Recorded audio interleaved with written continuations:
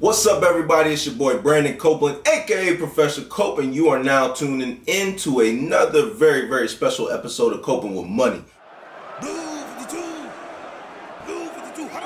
It is March. March Madness is in the air. This is a beautiful time and definitely a special time because last year we did not have this. So it's good to see the players out there playing, having fun, fans rooting for their teams, and people's brackets being busted on a daily basis. There's been a long-standing debate of whether or not student athletes should be compensated for their play.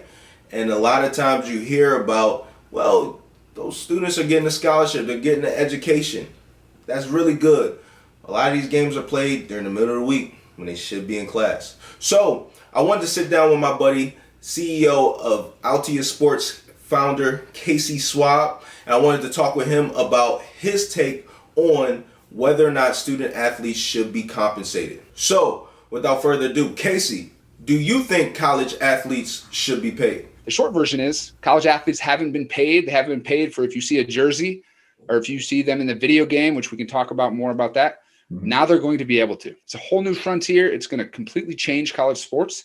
And that's where we come in, is getting in front of all of the stakeholders, most importantly, the student athletes, to educate them on how to manage this. Student athletes are closer than they have been in the past to actually having an opportunity to potentially profit off of their name, image, and likeness, although we understand that there will be an uphill legal battle. First and foremost, what is name, image, and likeness? Can you define those for us? For sure. Name, easy, Brandon Copeland. Image, take a picture of Brandon Copeland right now and we go out and sell it. That's image. That's an image. Likeness is a caricature, is a cartoon, is something that you can identify of the person. Colin Kaepernick. If you had a silhouette of a dude wearing a red jersey, number 7, had a big afro when he had the fro. And it's not his image. It's not a picture of Colin, but you can tell it's Colin Kaepernick because of the silhouette. That's his likeness. Anything that you can tie identifiably to a person, that's their likeness. So now that the potential of a student athlete being able to profit off of their name, image, and likeness is on the horizon, what advice would you give to one of these student athletes or anybody out there who is looking to maximize their own personal brand and monetize their passions? What do you want to be about? It's asking these student athletes, like, what are you about? You trying to make the league? Whether it's women's basketball and the W, or it's college football player and the NFL. You trying to make this? Are you trying to make the league, or are you trying to go and be an entrepreneur? Or are you trying to make as much money as you can right now? If you think about your working career, you got about 40 years, right? So you got each decade, each 10-year period is, think about it like your freshman, your sophomore, your junior, your senior year. You're at the end of your freshman year, if you use the metaphor. So now you're at your sophomore year. And you've got 3 years left, man. You got 3 decades left. What are you going to do in that first decade, that first chapter, to empower yourself for the next 3? Why limit college athletes' compensation to name, image, and likeness? Why not just make college sports programs operate like a business and pay these athletes for all their efforts that make money for the school?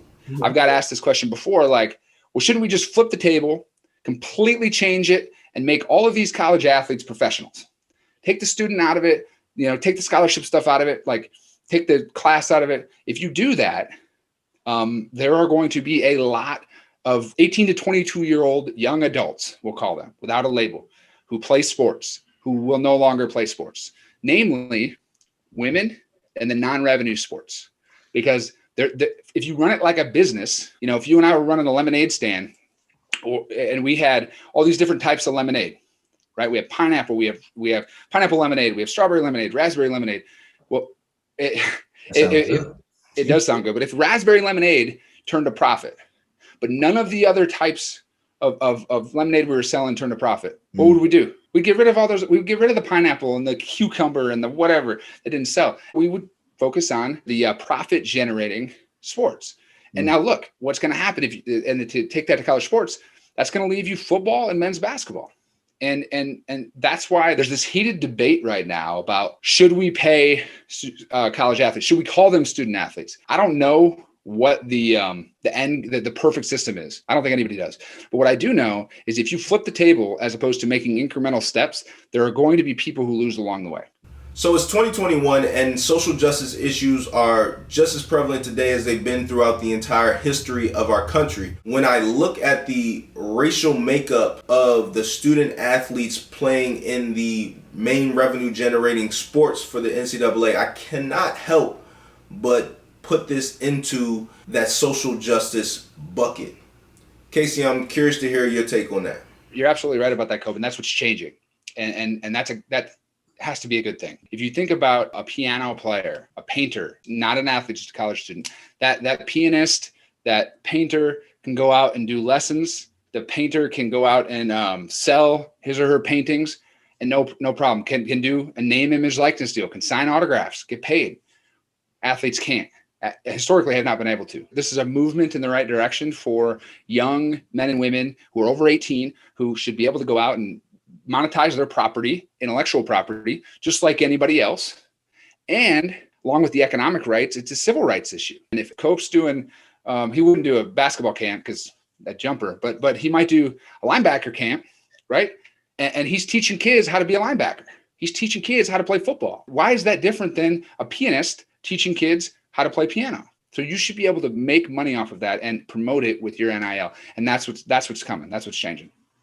So March Madness is big business. And for those of us watching the game, it's really cool. Looks like a game, looks like amateurism, but there is a lot of money involved in this. Casey, can you break down some of the money that is generated from March Madness by the NCAA alone?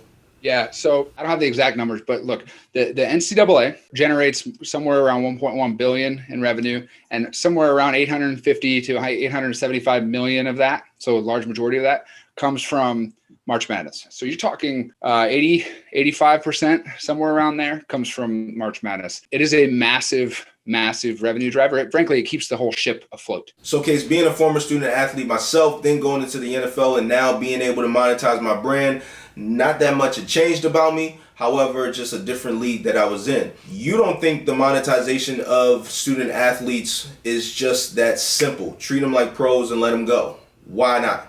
Going to the economics of the NCAA, it's a really convoluted system, frankly. It's not as easy as the NFL or any professional league. Because if you think about, like, all right, the NFL, there's a dollar that comes in under the collective bargaining agreement. The owners take a percentage, the players take a percentage. And then we fight over what those percentages are, right?